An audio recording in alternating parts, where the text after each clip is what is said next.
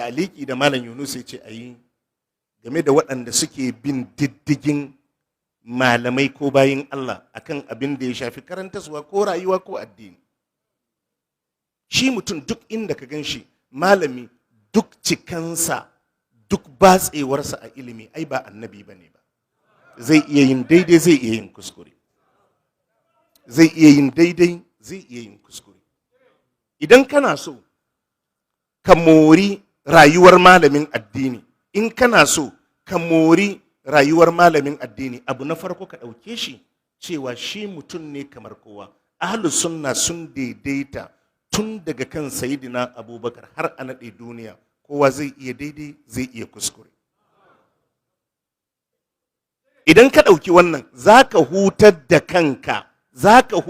kanka, daga mai da hankali akan wane ya yi daidai ko bai yi daidai ba.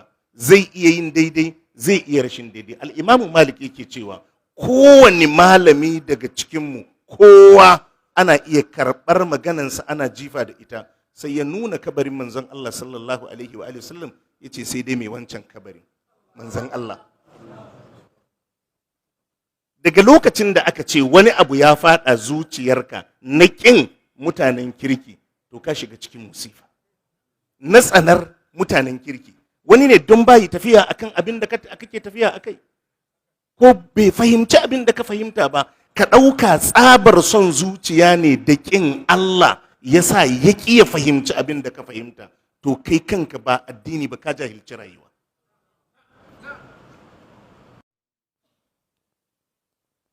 Ta'aliki da malam Yunus ya ce a yi game da waɗanda suke bin diddigin malamai ko bayin Allah akan abin da ya shafi karantaswa ko rayuwa ko addini.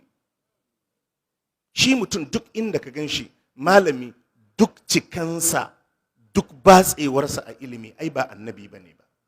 Zai iya yin daidai, zai iya yin kuskure. Zai iya yin daidai, zai iya yin kuskure. Idan kana so ka mori rayuwar malamin addini, in kana so ka mori rayuwar malamin addini, abu na farko ka ɗauke shi cewa shi mutum ne kamar kowa. Ahlus sunna sun daidaita tun daga kan sayidina Abubakar har a naɗe duniya, kowa zai iya daidai, zai iya kuskure. Idan ka ɗauki wannan, za ka hutar da kanka daga mai da hankali akan wane ya yi daidai ko bai yi daidai ba. Zai iya yin daidai, zai iya rashin daidai. Al'imamu Malik yake cewa kowane malami daga cikinmu, kowa ana iya karɓar maganansa ana jifa da ita. Sai ya nuna kabarin manzon Allah sallallahu alaihi wa sallam, ya ce sai dai mai wancan kabarin manzon Allah. Daga lokacin da aka ce wani abu ya faɗa zuciyarka na ƙin mutanen kirki, to ka shiga cikin musifa.